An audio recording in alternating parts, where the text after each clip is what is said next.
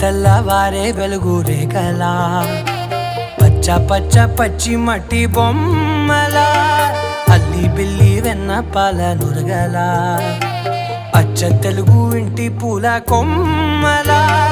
దేవదేవుడే పంపగా ఇలా దేవతే మా ఇంట అడుగే పెట్టెనంట బ్రహ్మ కళ్ళలో కాంతులే మా అమ్మలా మా కోసం మళ్ళీ లాలి పాడేనంట.